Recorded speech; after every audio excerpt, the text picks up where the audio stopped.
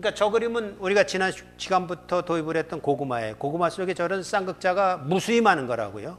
셀 수 없어요. 무수히 많은 것들이 외부의 전기장이 인가되기 전에는 제멋대로죠. 랜덤하게 분포되어 있을 겁니다. 랜덤하게 분포되어 있는 것이니까 저것에 의한 전기 위치 에너지든지 아니면 전기장의 세기는 제로섬이에요.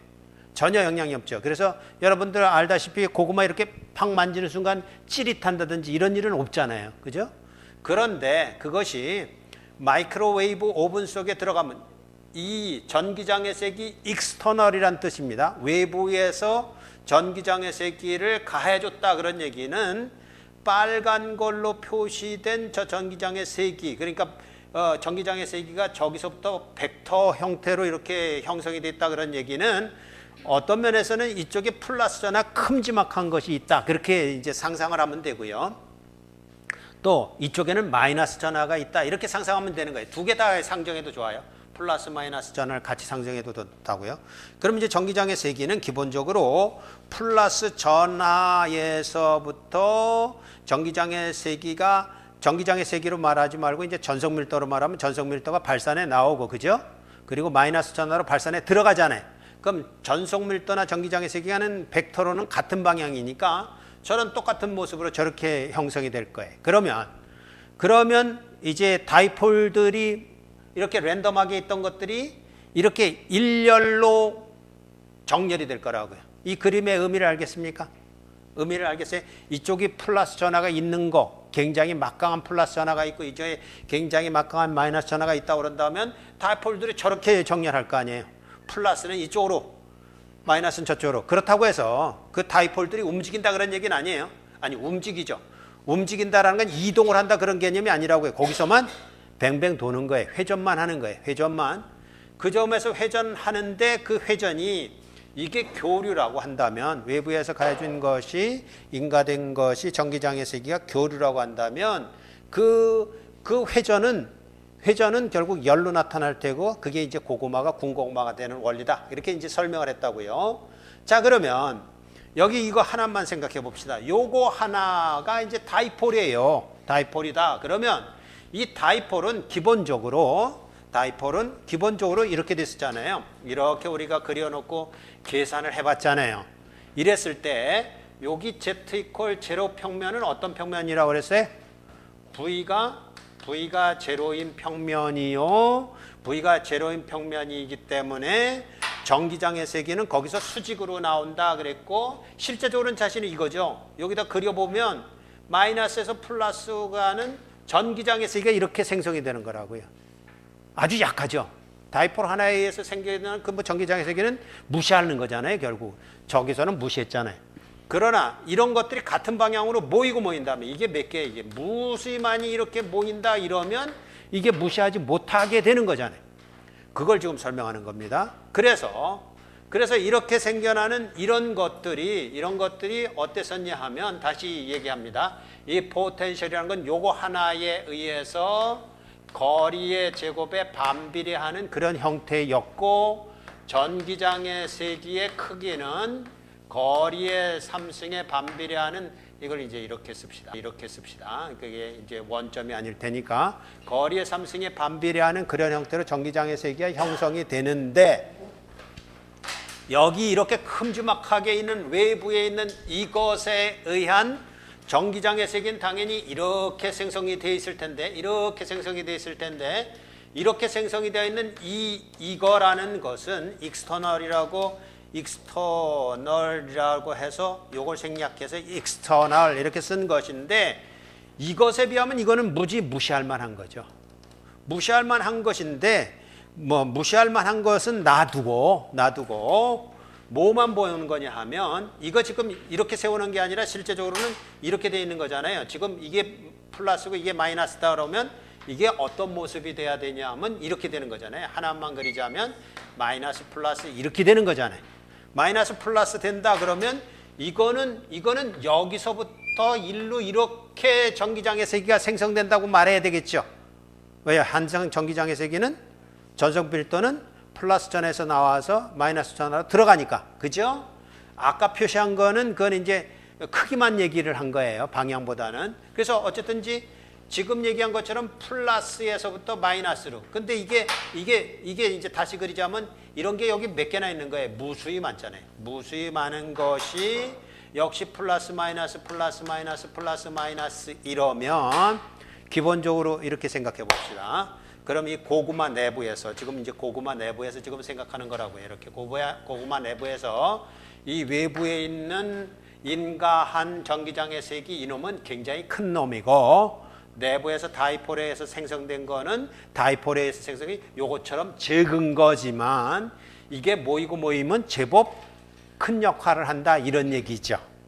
큰 역할을 한다 이고 큰 역할을 했을 때 그게 어쨌든 역할을 한다 그러면 이 고구마 내부에서 전체 전기장의 세기는 강화가 됐어요, 약화가 됐어요. 이걸 이제 먼저 정성적으로 생각을 해봅시다. 약화가 됐을까 이런 얘기.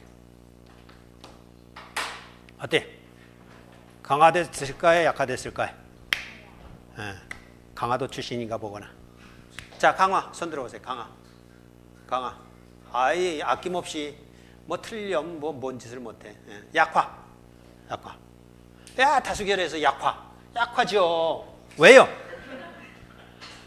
이 외부에서 인가해 준 거는 저기서부터 이쪽을 향하잖아요.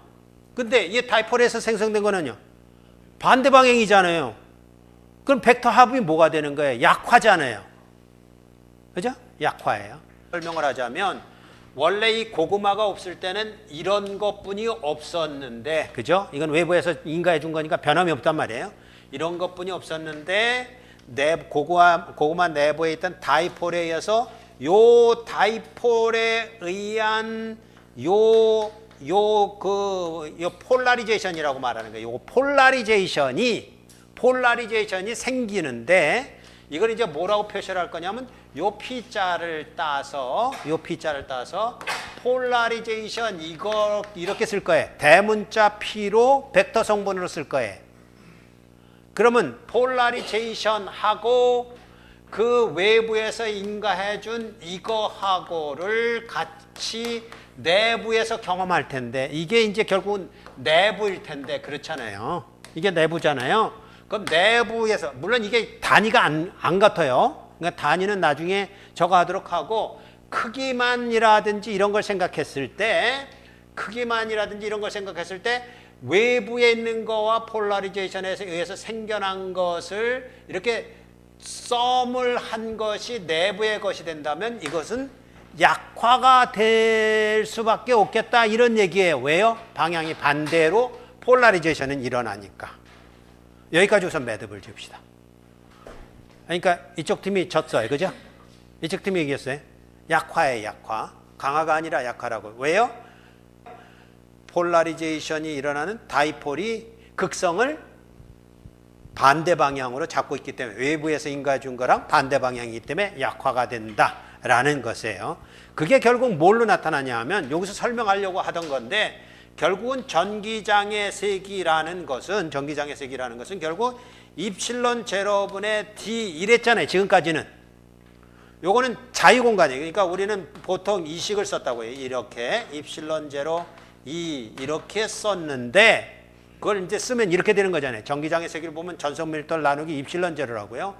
그런데 지금부터는 이걸 뭐라고 쓸 것이냐 하면 전기장의 세기는 입실론 U 분의 D 이렇게 쓸 거거든요. 물론 요건 안 써져요. 그러니까 이 얘기는 뭐냐면 U 전체란 뜻이에요.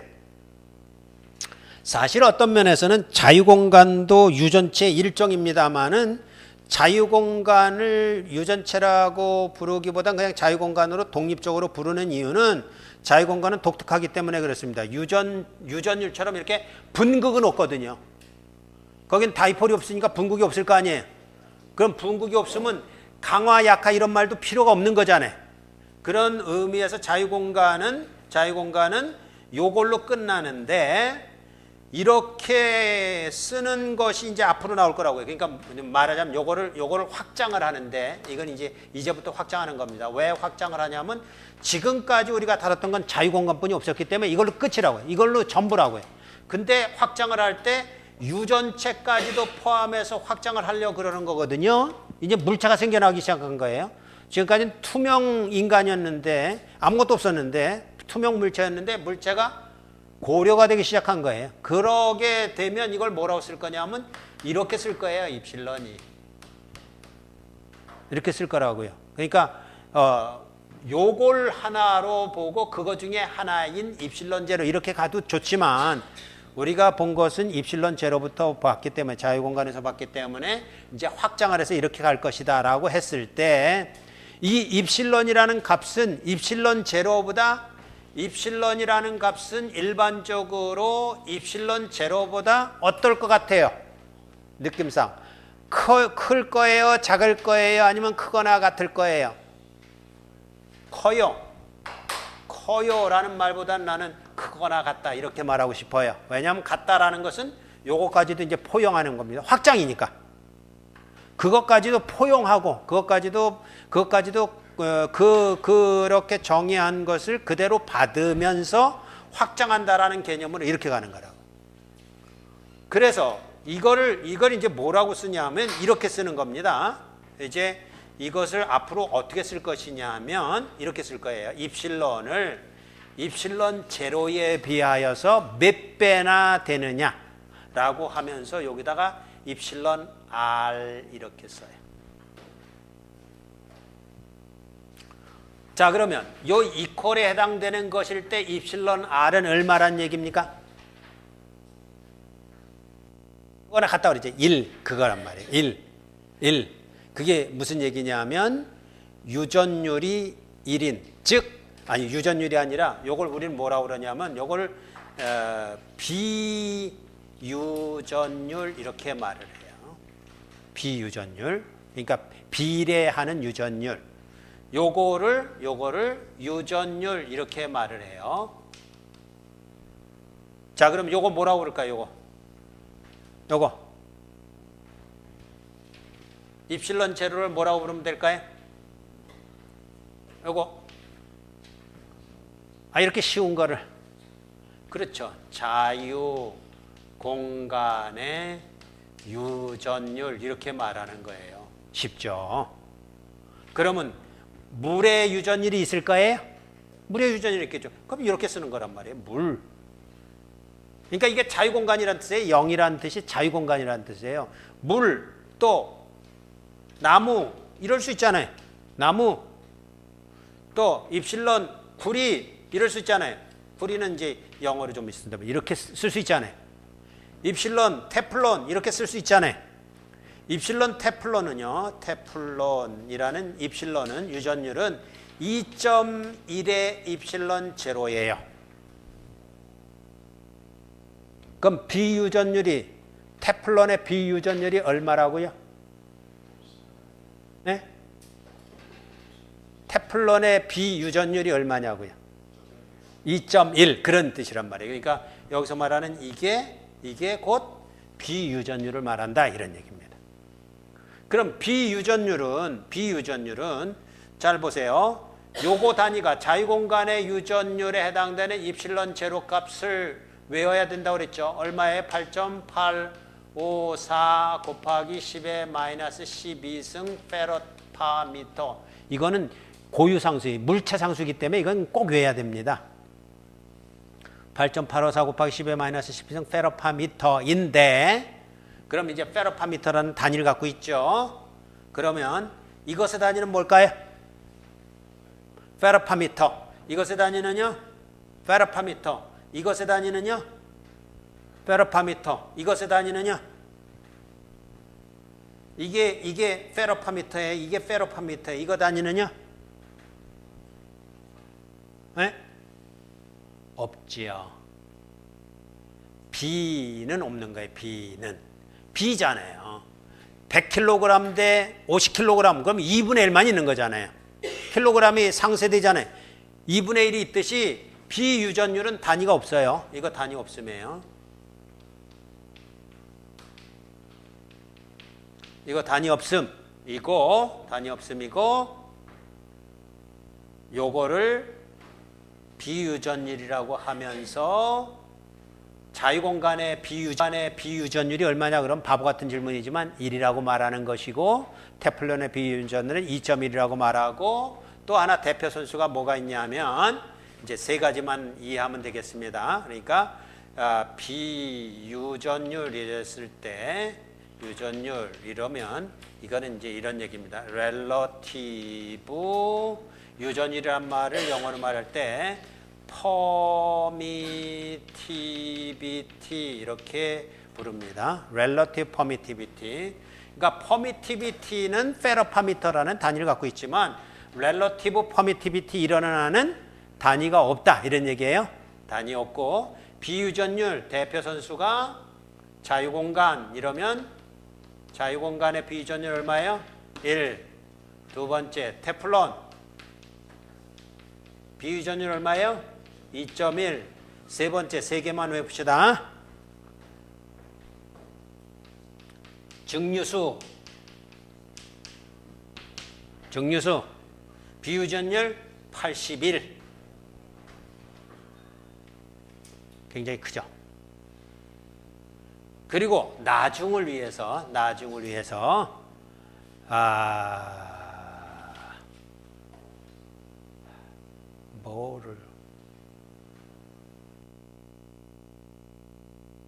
바닷물 이건 증류수하고 다르죠. 그래서 바닷물 같은 경우에는 이건 비유전율로 말하기보다는 그냥 유전율로 말하면 이런 뜻밖의 뭐랄까 이런 것들은 말하자면 이 유전율로 말할 때 입실론이라는 것이 이게 이제 바닷물이잖아요. 바닷물의 유전율은 이렇게 생겨 먹었어요. 허수 부분도 있어요.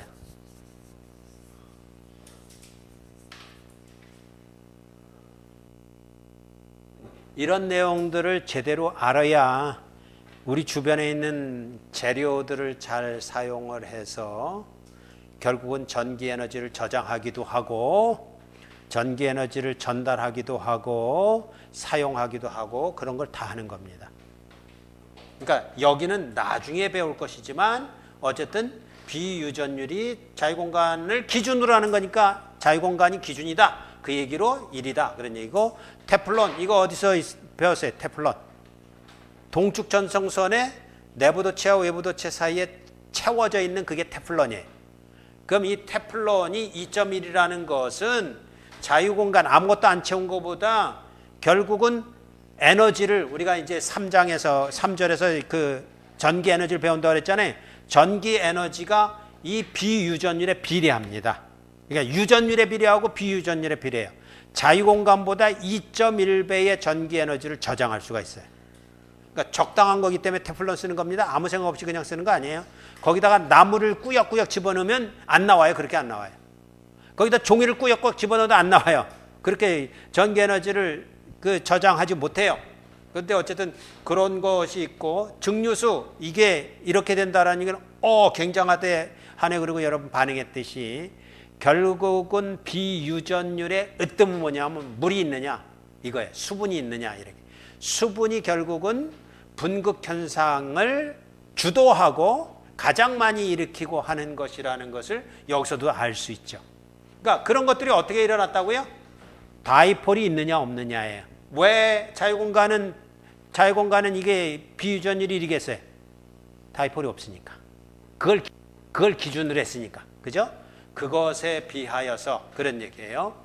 그리고 테플론은 다이폴이 제법 있다 그런 얘기고 증류소는 무지 많다 그런 얘기고 그렇게 해서 이런 현상이 일어난다. 그래서 이 분극이라는 것을 포함해서 분극이라는 걸 이렇게 표시할 것인데 이게 이거하고는 외부에서 인가해준 이거하고는 그리고 외부에서 인가해준 거와 더불어서 토탈이란 말은 쓸 필요 없겠지만 토탈이란 말을 왜 썼냐면 이제 폴라리제이션에 의해서 반대 방향으로 생긴 거하고 외부에서 인가해준 거하고 이렇게 합한 걸 말하는 거예요. 그 합한 거는 요거하고 같은 방향일 수밖에 없어요. 왜냐하면 이거보다 클 수는 없으니까. 이거보다 클 수는 절대로 없어요. 그러니까 이거보다 클 수는 없으니까 토탈은 이것보다 약화된다고 그랬어요. 이렇게 표시를 하세요. 약화. 왜 약화되냐 하면 요거 때문에 약화된다 이런 얘기라고 그랬습니다. 반대 극성을 갖게 되기 때문에 이렇게 약화되는 것이다. 아, 이게 이런 방향이 아니겠군요. 이 방향이겠군요. 요거에서부터 요걸로 약화되는 거니까. 썸이 됐을 때 약화가 되는 이런 것이니까. 그러니까 이런 것들을 계략적으로 이제부터 수식이 나올 겁니다. 수식이 나오는 것 이전에 이런 것을 정성적으로 여러분이 이해할 필요가 있어요. 자, 이렇게 그 폴라리제이션을 정성적으로 설명을 했는데 이해가 안 되는 부분이 있으면 짚고 넘어갑시다. 네. 네. 네. 그렇죠. 약해지죠. 약해진다라는 것을 뭘로 설명했냐면 이걸로 설명한 거예요. 입실론 분의 이게 전기장의 세기거든요. 그럼 이게 커요, 적어요? 그러면 커면 이게 약화돼요, 강화돼요? 그렇죠. 에너지를 더 많이 갖고 있냐고요? 아, 에너지를 저장할 때는 결국은 에너지라는 건 요거에 비례해요. 그러니까 실제적으로는 뭐냐면 E하고 D의 곱하기에 비례해요. 그래서 실제적으로는 입실론에 비례해요. 그게 이제 뭘로 나타나냐면 여러분들이 이미 이제 고등학교 때라든지 이럴 때 이미 배웠어요. 뭘 배웠냐면 이게 우리의 6장의 마지막 그 내용이거든요. 전기 용량이라고 해서 전기 에너지를 얼마나 담을 수 있는 용량이 되는가라는 것을 이걸 배울 때 이게 우리가 지금까지 했던 게 바로 이런 거잖아요. 이렇게 돼서 플러스 전하가 여기 이렇게 5개, 6개가 있다 그런다면 이 아래편으로 마이너스 전하가 이렇게 됨으로 해서 결국 여기에 뭐가 있는 거라고 그랬습니까? 이런 전기장의 세기가 이렇게 생성돼서 담겨져 있는 거라고 그랬죠. 그럼 이 담겨져 있는 것에 입실론 제로 또는 2.1 입실론 제로 그러면 이게 훨씬 더 전기 에너지를 더 많이 저장한다 그런 얘기를 지금 한 거예요. 그런데 실제적으로는 이 안에 다이폴이 있다면 여기 다이폴이 있다 그런 얘기잖아요. 다이폴이 있으면 다이폴에서 분극이 더 많이 일어나는 거잖아요. 더 많이 일어나면 실제적으로 전기장의 세기는 약화가 된다고 그랬어요. 왜 약화가 되냐면 이건 변함이 없는데 이게 세졌기 때문에 큰 값이 됐기 때문에 약화된다 이런 얘기지. 그걸 정확히 이해할 필요가 있어요. 자, 그런 다음에 이게 뭐에 비례하느냐 그러면 여러 번 설명했습니다만은 이 간극이 가까우면 가까울수록 이런 얘기예요. 그 가까우면 가까울수록 더 커요. 그러니까 적으면 적을수록 반비례한단 말이에요, 이게. 그리고 요 면적이 크면 클수록 당연한 얘기죠. 그리고 여기 가장 영향을 미치는 게 뭐냐 그러면 입실론에 비례한다 이런 얘기. 입실론 어떤 게 커요? 거기 자유공간이라고 하면 아무것도 안 채웠다 그러면 입실론이 얼마라고요? 입실론 제로로 8.854 곱하기 10의 마이너스 12승 페로파미터. 근데 만약에 거기다 테플론을 채운다 그러면 어떻게 된다고요? 2.1 곱하기 8.854 곱하기 10의 마이너스 12승 페로파미터. 이러니까 에너지를 더 많이 지. 이거는 에너지를 얼만큼 저장하느냐 예요. 그 단위가 실제적으로 이게 페럿입니다. 페럿. 자, 페럿. 이게 왜 페로파미터인지 이해할 수 있겠어요? 왜요? 요 단위가 뭐예요? 미터 제곱. 요 단위가 미터. 그럼 저게 페로파미터가 돼야 되죠? 그래야 이게 페럿이 되죠? 원래 여기의 단위로부터 페로파미터가 나온 거예요. 당연한 얘기입니다만 기준은 페럿이에요.